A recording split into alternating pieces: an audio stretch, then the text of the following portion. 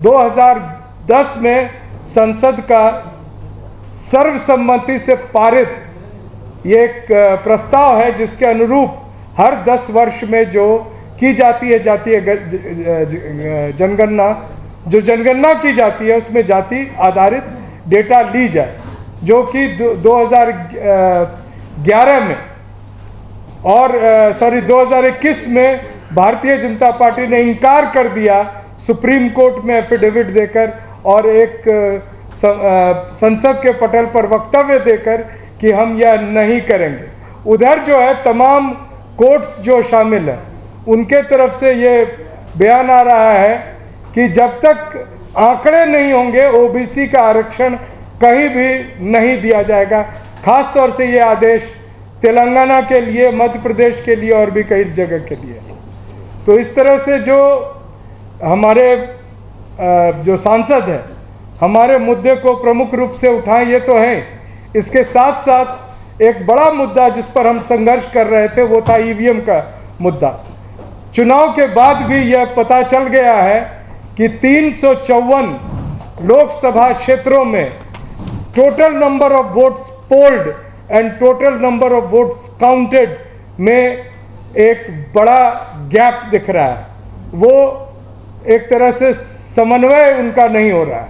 Supreme court में कहा गया था कि ईवीएम से चुनाव होना इसलिए ज़रूरी है क्योंकि ईवीएम मशीन है, गिनती में कोई गड़बड़ी नहीं करेगी। जो हाथ से बैलेट पेपर से होती है उसमें लोग गड़बड़ियां कर देते हैं, ये चुनाव आयोग का वहाँ पर कहना था। हमें आश्चर्य लग रहा है कि मशीन की जो इतनी बड़ी गड़बड़ी है और ख़ास तौर से उन जगहों पर जहाँ भारतीय जनता पार्टी बहुत ही नैरो मार्जिन से जीती है, तो इस बड़े प्रश्न को संसद में और हमारे विपक्षी दल क्यों नहीं उठा रहे।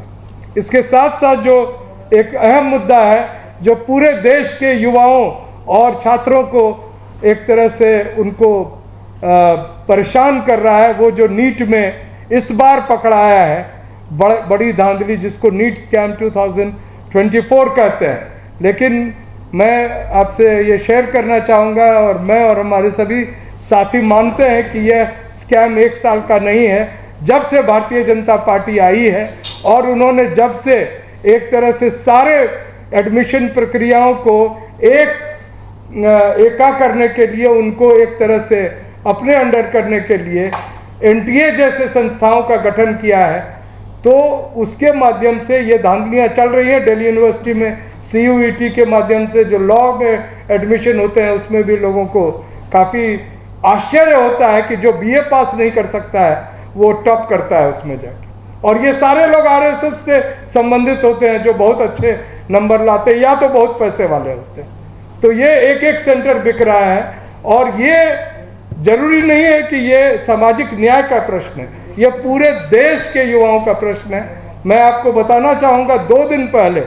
अग्निवीर में जो भारी धांधली पकड़ी गई है मध्य प्रदेश में, उससे ये दिखाता है कि एक तो वो सेना को कमज़ोर करने के लिए एक नई स्कीम अडानी के सिक्योरिटी गार्ड्स की भर्ती के लिए लेकर रहा है जिसका नाम अग्निवीर रखा, अग्निपथ रखा, और उसमें भी भर्ती में पैसे लेकर किस तरह से जो कम नंबर वाले हैं उनको स्थान मिल रहा है और जो compete कर रहे हैं उनको नहीं मिल रहा है। ये कल और परसों मध्य प्रदेश हाईकोर्ट द्वारा जो आदेश दिया गया उसके तहत हर जगह गड़बड़ियां हैं। तो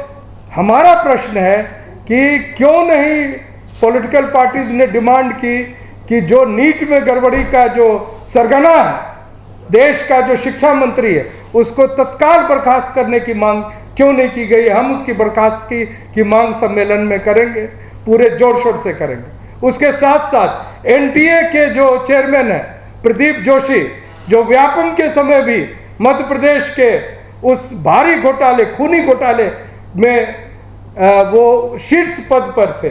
और उसके बाद भी वो यूपीएससी वगैरह कई जगह रहे, उन्हें क्यों नहीं गिरफ्तार किया जा रहा है। ईडी सीडी का जो खुलेआम और सीबीआई का जो प्रयोग होता है भारतीय जनता पार्टी द्वारा, तो देश के करोड़ों छात्रों के भविष्य के साथ जब खिलवाड़ हुआ है तो कहाँ है ईडी और कहाँ है सीबीआई। ये सब सिर्फ चूंकि उसमें पकड़ाएंगे सारे आरएसएस वाले, जो पैसा लूट लूट कर इस देश को बेचने में इधर सरकार शामिल है और उधर उस देश के जो गरीब जनता को लूटने के लिए अनेक अनेक साजिशें कर रही है। तो हमारी मांग ये रहेगी कि दिल्ली विश्वविद्यालय भी जैसे जगह जहाँ असिस्टेंट प्रोफेसर्स की नियुक्तियों में भी भारी धांधली है, उसकी जो एक तरह से ऑडिट,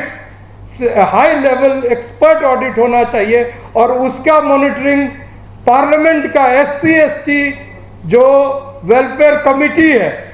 और जो बैकवर्ड क्लासेस कमिटी है वो करे। तो ये सब मुद्दे उठेंगे। मैं इसी को और हम लोग इसी पर आपको सूचना देने के लिए एकत्रित हुए थे। और इसमें सबसे बड़ी बात है